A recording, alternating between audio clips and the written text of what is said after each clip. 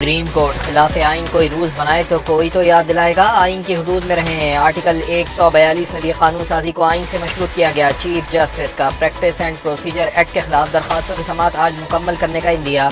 इजाफी कागजात जमा कराने पर सदर सुप्रीम कोर्ट बार पर इजहार बरहमी रिमार्क्स दिए। क्या ऐसे निज़ाम अदल चलेगा? हमने कहा था पहले दायर कर देना, हमारा लेवल इतना तो कम ना करें।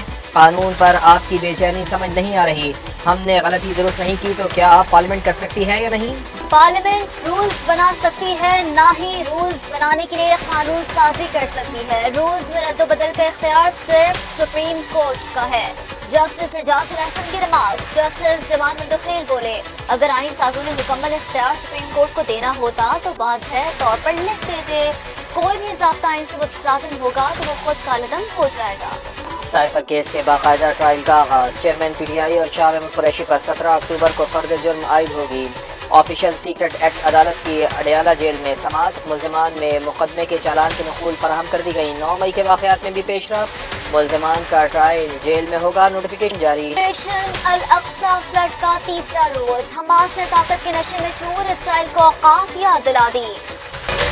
हमास के इसराइल पर हमले ने कई सवालात खड़े कर दिए। दिफाई तजियाकारों ने इस हमले को इसराइल के लिए पर्ल हार्बर हमले से तशबीह दे दिया। इसराइल कई दिहाइयों से टेक्नोलॉजी का पावर हाउस बना हुआ है, जहाँ दुनिया की सबसे ताकतवर समझी जाने वाली मुसल्लह अफवाज और दुनिया की मशहूर इंटेलिजेंस एजेंसी भी मौजूद है। तमाम इन सब के बावजूद हफ्ते के रोज इसराइली फौज खुद को इस तरह के हमले के लिए तैयार ना रख पाई। हमास ने हफ्ते को लल सुबह इसराइल के खिलाफ जवाबी कार्रवाई करते हुए इसराइली दिफाई निज़ाम को ब्लॉक कर दिया है। इसराइली अफवाज के साबिक तर्जुमान जोनाथन कॉन्जेक्स का कहना है कि इसराइल का पूरा निज़ाम नाकाम रहा। ये इसराइल के लिए पर्ल हार्बर तर्ज का हमला साबित हुआ है। बरतानवी न्यूज एजेंसी के मुताबिक इसराइल स्मार्ट बॉर्डर सिस्टम पर करोड़ों डॉलर खर्च कर चुका है, जिनमें सेंसर्स और सुरंगों की तामीर भी शामिल है। इसराइल की इंटेलिजेंस नाकामी पर भी सवालात उठाए जा रहे हैं। तमाम इसराइली फौज का कहना है कि वो इस मामले पर बाद में गौर करेंगे।